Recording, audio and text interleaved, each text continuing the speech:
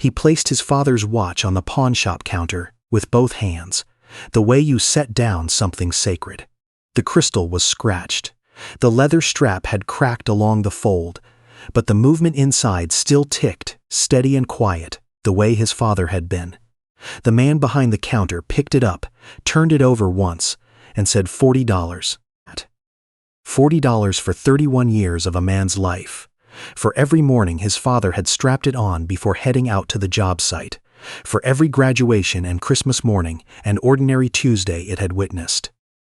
His daughter was 9 years old and sitting outside on a bench waiting. She hadn't eaten since yesterday. He said yes.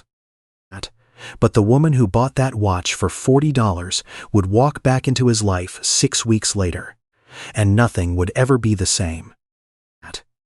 What do you do when the last thing you have left to sell is the only proof that your father ever loved you?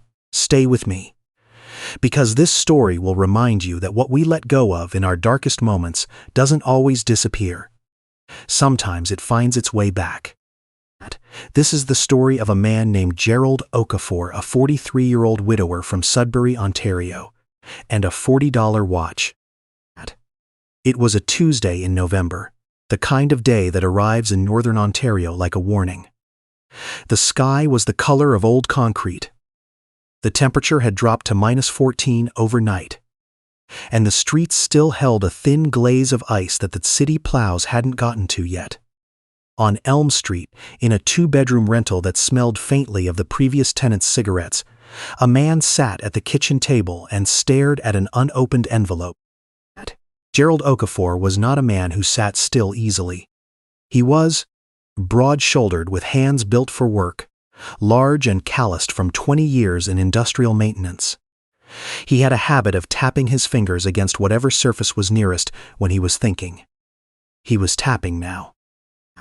The envelope was from Ontario Works. He already knew what it said. His employment insurance had run out 6 weeks ago. The application he had filed in August had been rejected once, appealed, and was still pending. The envelope was a reminder that the pending was about to become a no.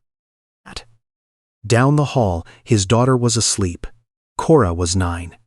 She had her mother's eyes dark and wide, and the kind that took everything in and gave very little back. She slept with a stuffed rabbit named Peter that had lost one ear 2 Christmases ago and had never been repaired because her mother had been the one who did that kind of thing, and her mother had been gone for 14 months. Gerald set the envelope down and looked at the window. Ice had formed along the bottom of the glass in a thin white line. The furnace had been making a sound it shouldn't. The landlord had not responded to the last 2 messages. He got up, opened the fridge, 1 egg, half a block of processed cheese, a nearly empty jar of peanut butter, a bag of frozen peas that Cora wouldn't eat, but that he kept buying because they were cheap and technically a vegetable. He closed the fridge and stood there with his hand still on the handle. Cora appeared in the doorway in her pajamas, hair flattened on one side. She looked at the fridge, then at him. "Are we out of cereal again?" "I'll get some today." "You said that yesterday." "I know," he said it quietly. "I know I did." She looked at him for a moment with those eyes that saw too much for a 9-year-old. Then she went to the cupboard, found a package of instant oatmeal, and started the kettle herself. She didn't say anything else.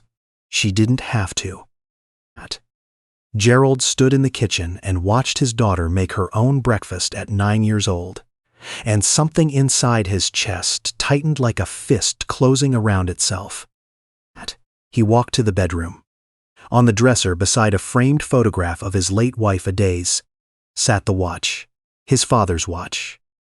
A Seiko automatic, 1987.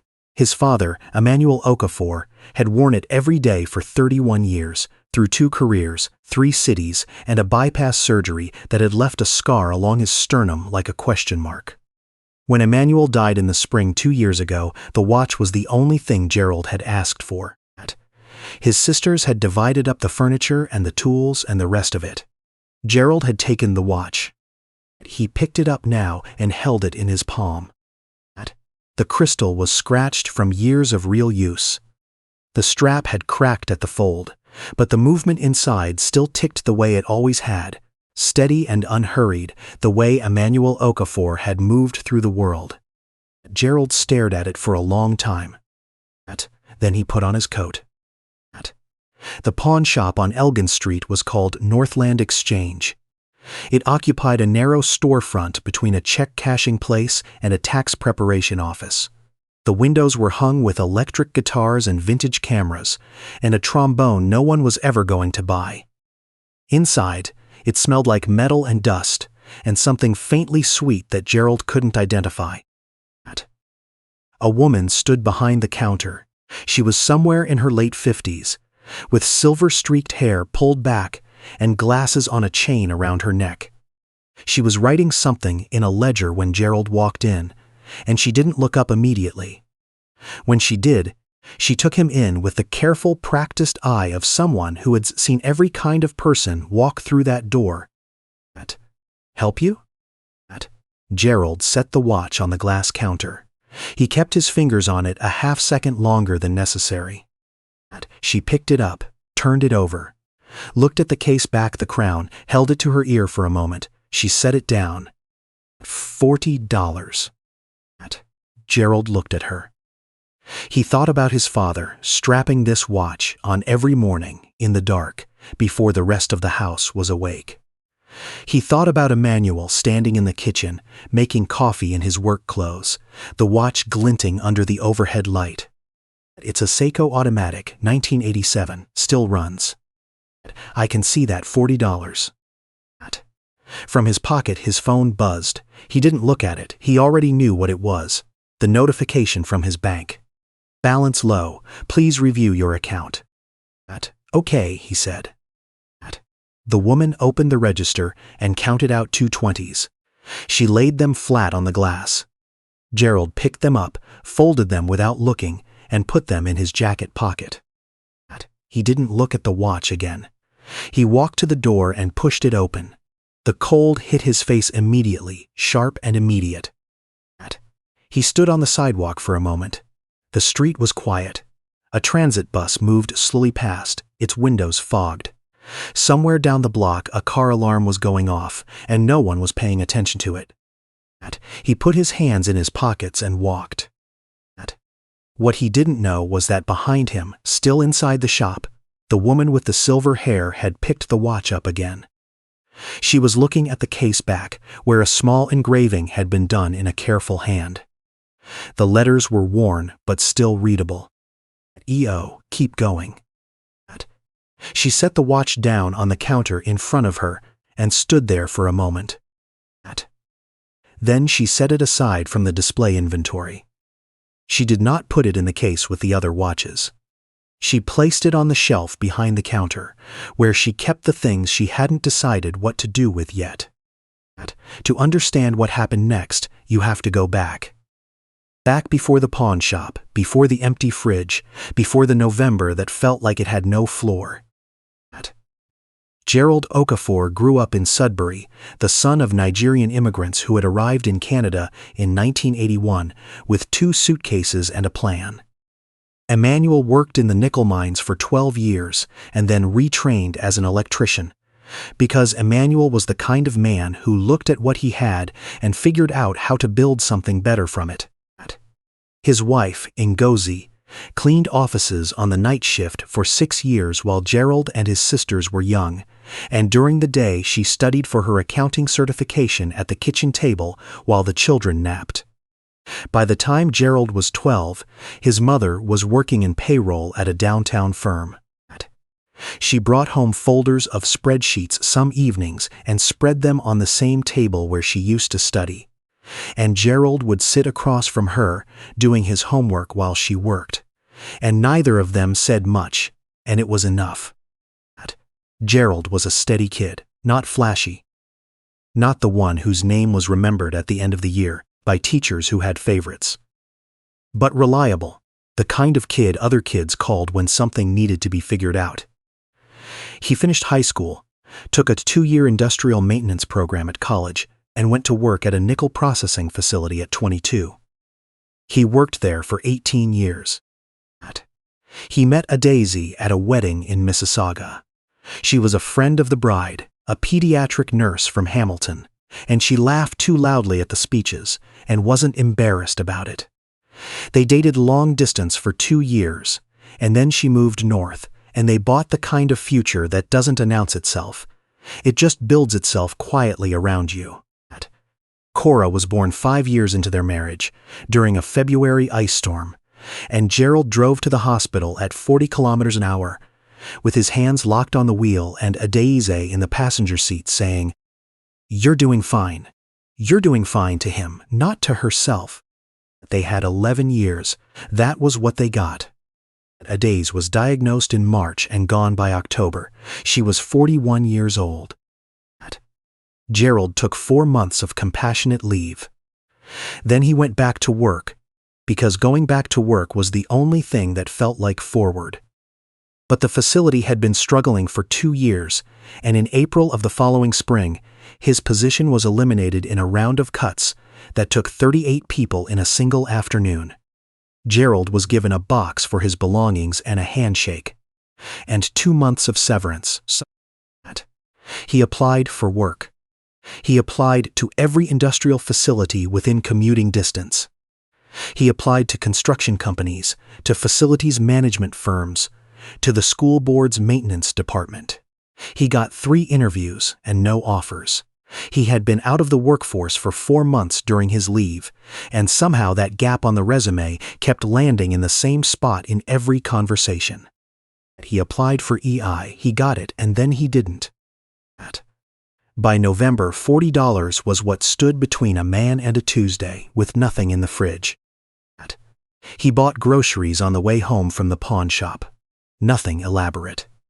Milk, bread, a box of cereal, a tin of soup, a bag of apples because Cora would eat apples even when she claimed not to be hungry.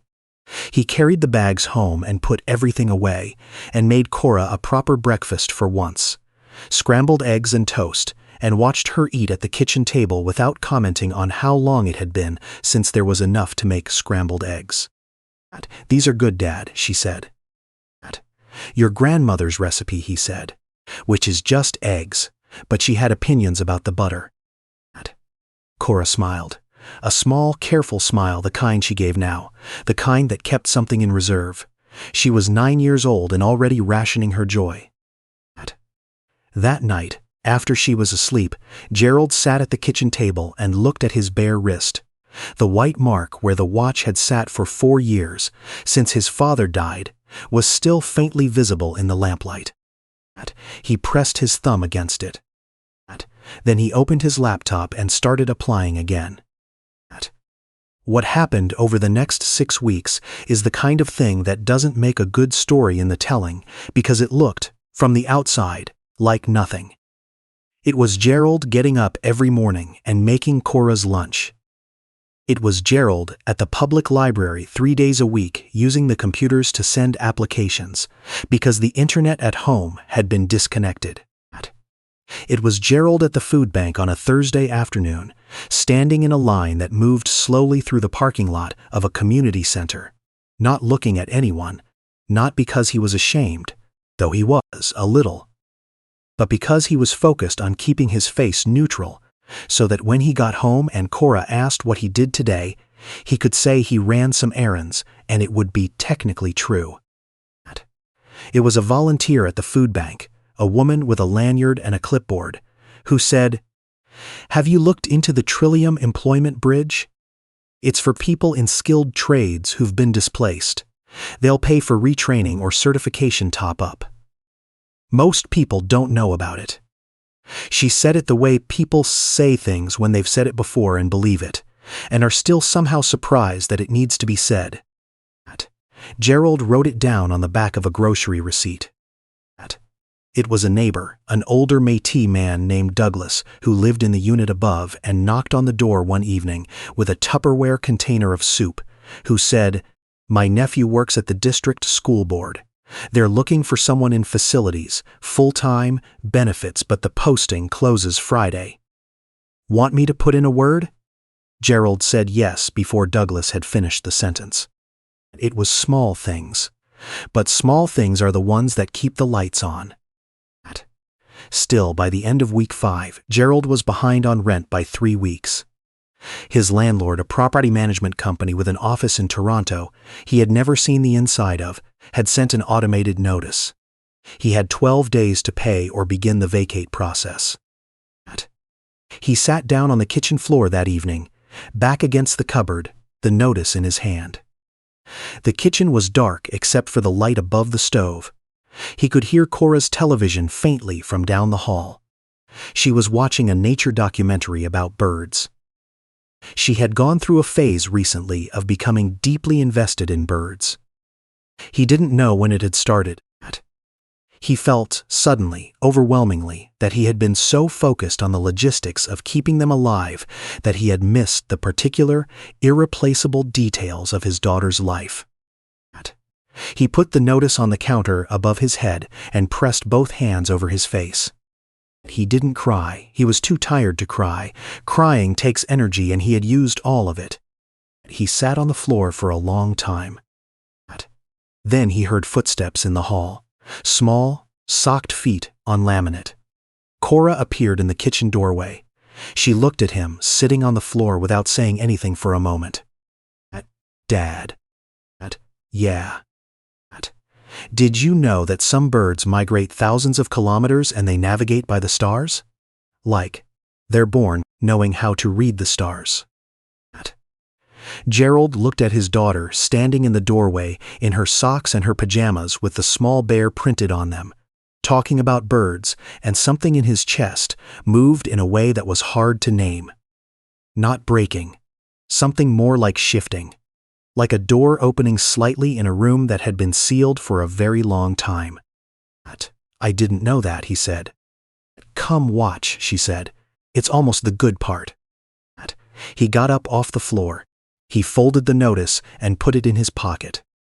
He followed his daughter down the hall, sat beside her on the narrow couch, and watched birds navigate by the light of stars they had been born reading. He did not know that 6 days later a woman with silver hair would walk through a door and change the direction of everything. The Northland Exchange on Elgin Street opened at 9. It was a Thursday, the kind of quiet weekday morning when the city moves at half speed. The woman behind the counter was the same one who had been there 6 weeks ago. Her name, as the sign by the register said, was Beverly Marsh. She had owned the shop for 19 years. She had bought it from a man who was tired of it, and she had never been tired of it, not once. Beverly Marsh had grown up in a town 2 hours north of Sudbury, the youngest of 6 children raised by a single mother, who worked at the hospital laundry. She knew what it looked like when a person placed something on a counter that they could not afford to let go of. She had been seeing it her whole life. She had kept the watch behind the counter for 6 weeks. She had told herself she was keeping it available in case the man came back to buy it out of hock. Shops did that, left things redeemable for 30 days. But 30 days had passed, and she had not moved it. She had looked at the engraving again. E.O., keep going. Her own father had said something similar to her the morning she opened the shop. He had said it in a different way, gruffly, in the manner of a man from a generation that found directness easier than tenderness. He had said, "Well, now you just have to keep at it." Then he had gotten back in his truck and driven the 2 hours home. He had been dead for 11 years. Beverly had kept at it. She had been trying, for 6 weeks, to forget about the man with the watch. She had a lot of customers. She did not make a habit of remembering them. But this one had stayed, the way some people do, in the particular way they move through a difficulty that is larger than what they show you. On the Thursday morning, she made a decision. She did not know the man's name.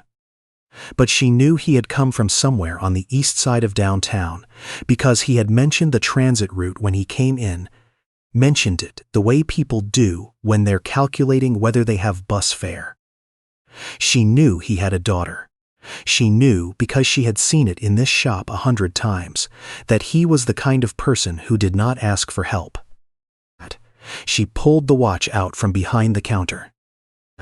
Then she picked up the phone. Gerald was at the library when he got the call.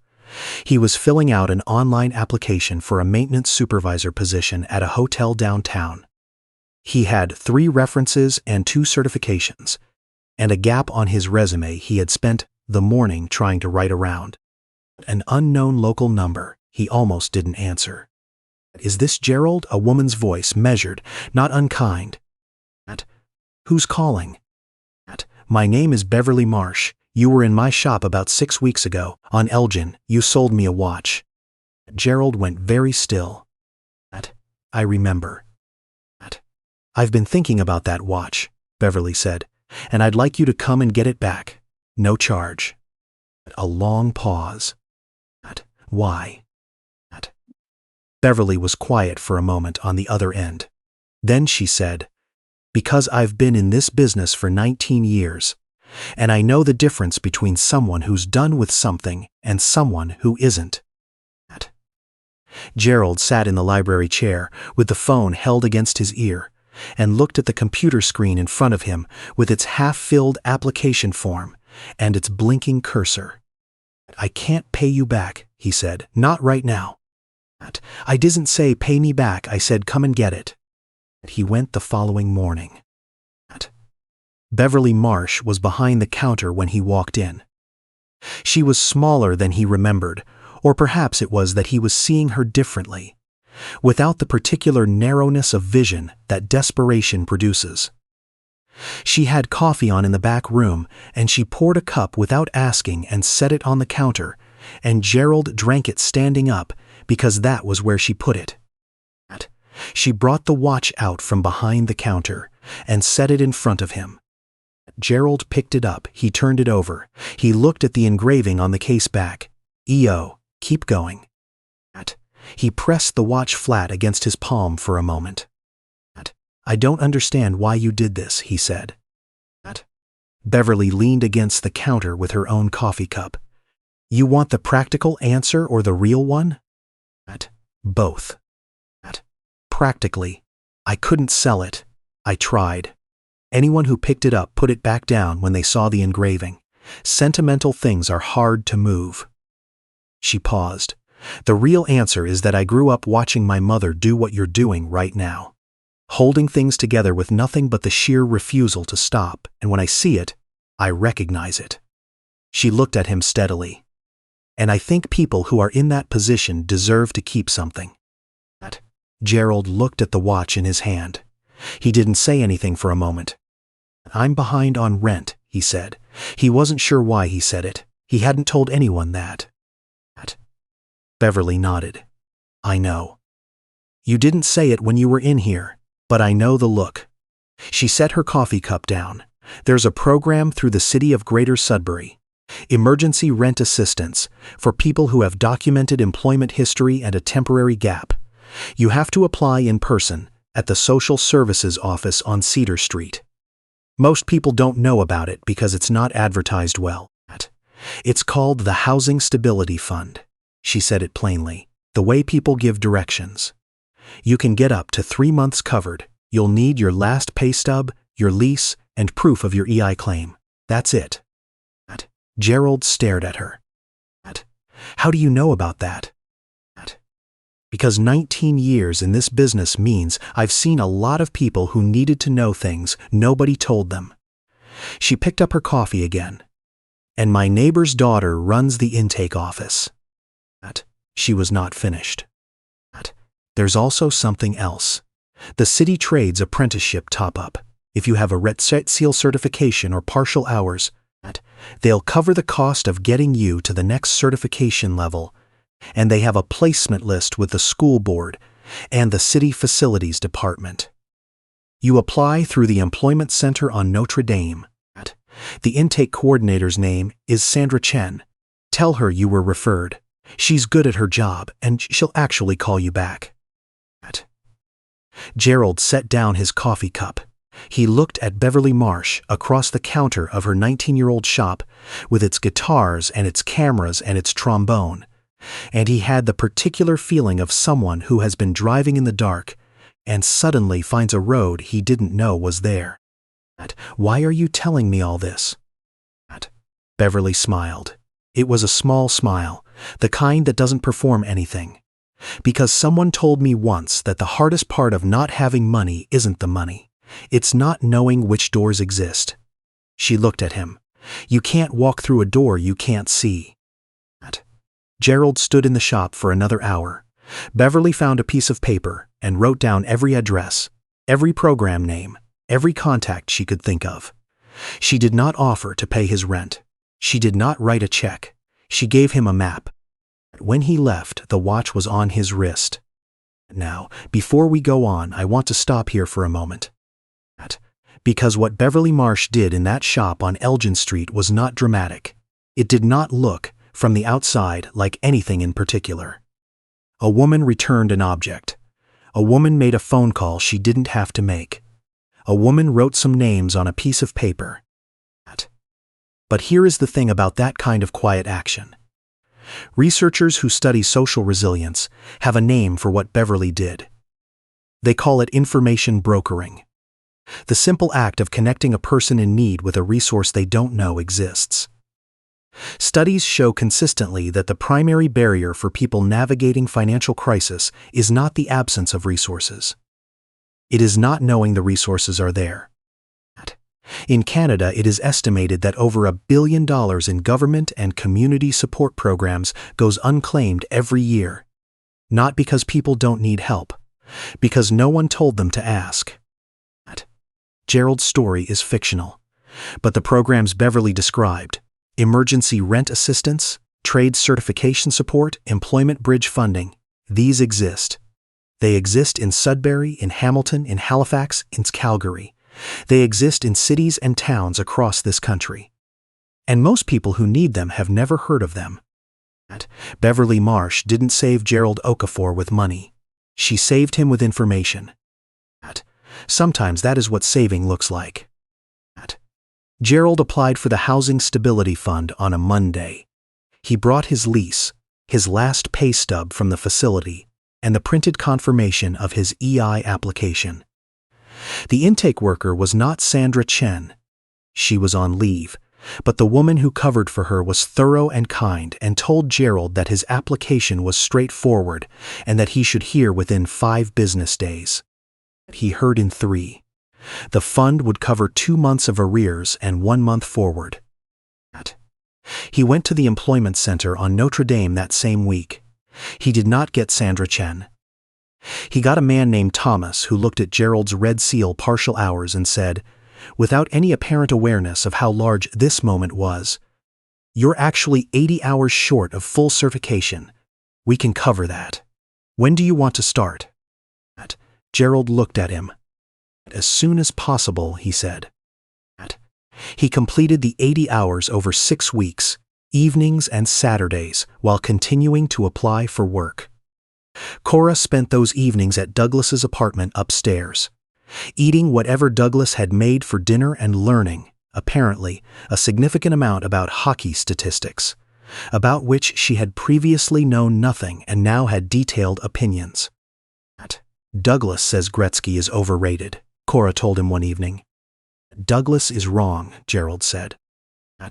"I told him you'd say that," Cora said. "He said to tell you to prove it." Gerald looked at his daughter at the kitchen table with a hockey statistics printout. Douglas had clearly given her, a child who 6 weeks ago had been quietly making her own breakfast and rationing her joy. She was arguing about hockey. She had opinions about things again. He sat down across from her, and they stayed up too late proving things about Gretzky. The call came on a Wednesday afternoon in February. It was the Facilities Department of Rainbow District School Board. They had a full-time maintenance supervisor position. His application had come through the Employment Center placement list. Was he still available? He was still available. He started in March. The salary was $54,000 a year with benefits. It was not a fortune, but it was enough to pay the rent on time. It was enough to buy groceries without the particular arithmetic of desperation. It was enough, the following September, to buy Cora a new backpack for the start of 4th grade, a red one with a fox on it that she had pointed to in the store window twice without saying anything, and which he went back and bought on a Saturday without mentioning it, just set it on her bed before she woke up. He heard her footsteps stop in the hallway outside her room. A long pause. Then, "Dad." "Yeah." "You got the fox one."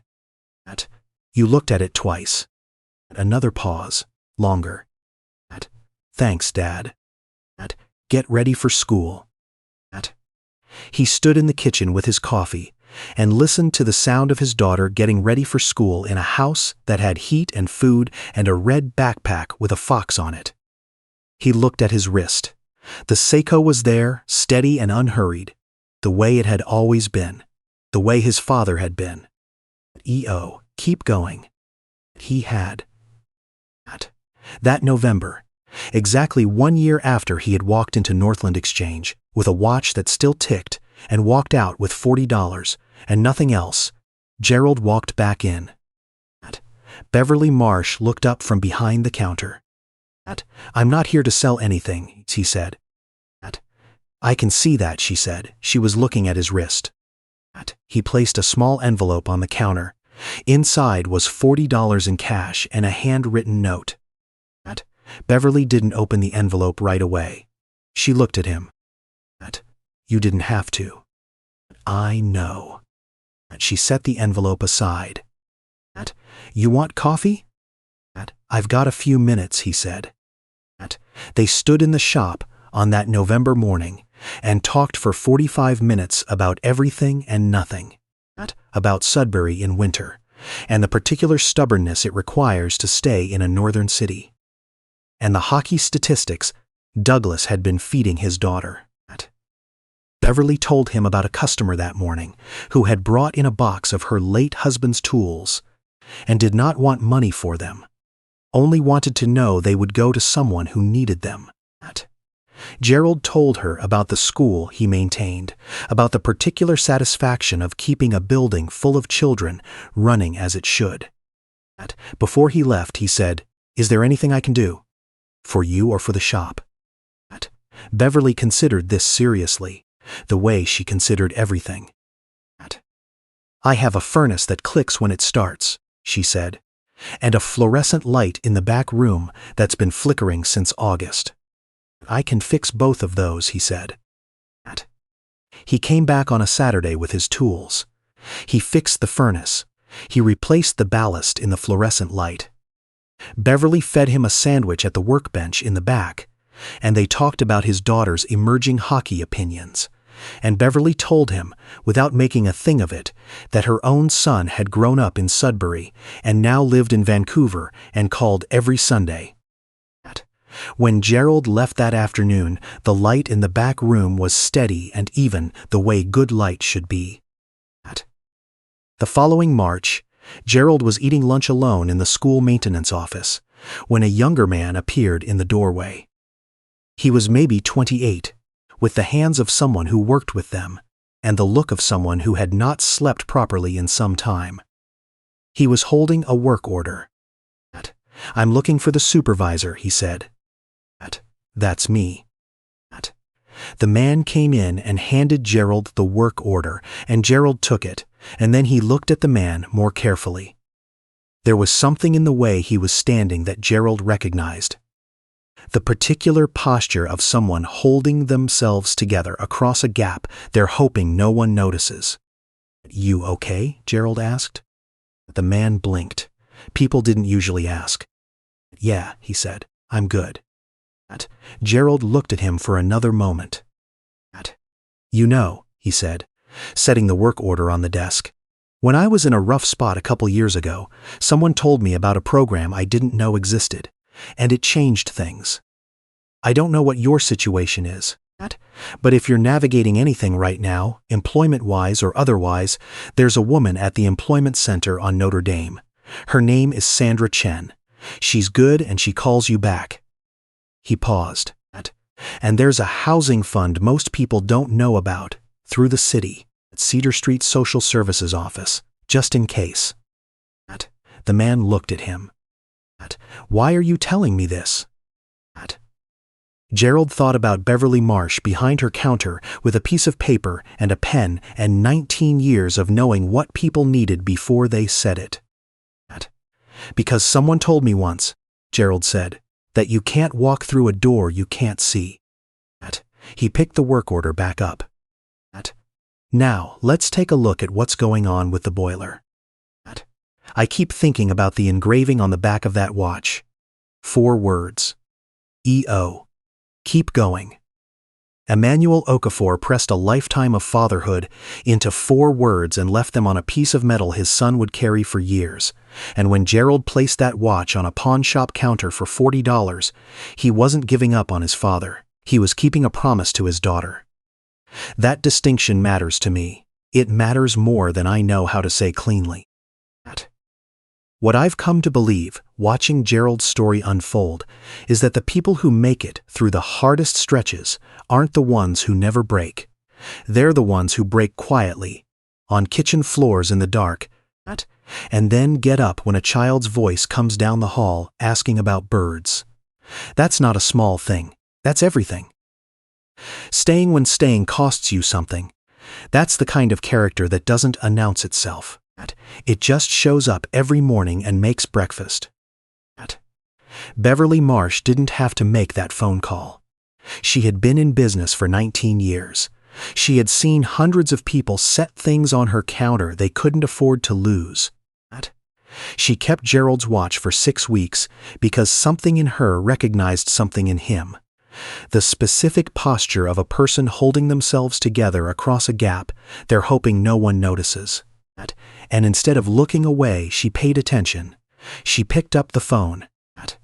She wrote down names and addresses on a piece of paper and handed it to a stranger. It cost her nothing except the willingness to notice, and it changed the entire direction of a man's life. That's what I think about when I think about what it means to be genuinely good. Not grand gestures, not checks, just the decision to see someone clearly and then act on what you see. Beverly had the moral honesty to admit, even to herself, that certain things matter, that a father and a daughter in a cold apartment in November matter, and then she did the only thing she actually could do. She shared what she knew. And Gerald. Gerald is the part of this story I find hardest to talk about because I recognize something in him that I think most people would recognize in themselves if they were being honest. The particular shame of needing help, the way he almost didn't answer the phone when Beverly called, the way he told her he couldn't pay her back before she had finished the sentence. There's a kind of pride that isn't arrogance. It's just the last thing a person has left, and letting it go takes more courage than most people realize. But he answered. He went to the employment center. He knocked on Douglas's door and said yes. He showed up for the 80 hours of certification on Saturday mornings when he probably would rather have slept. That's what I think resilience actually looks like. Not the dramatic comeback, but the steady, unglamorous daily decision to try one more thing. The watch ended up back on his wrist. Gerald ended up standing in a school maintenance office, telling a young man about a door he couldn't see yet. And Cora ended up with a red backpack with a fox on it and strong opinions about Gretzky. That's how it works, I think. Not cause and effect in any neat or tidy sense, just one person pays attention and it moves.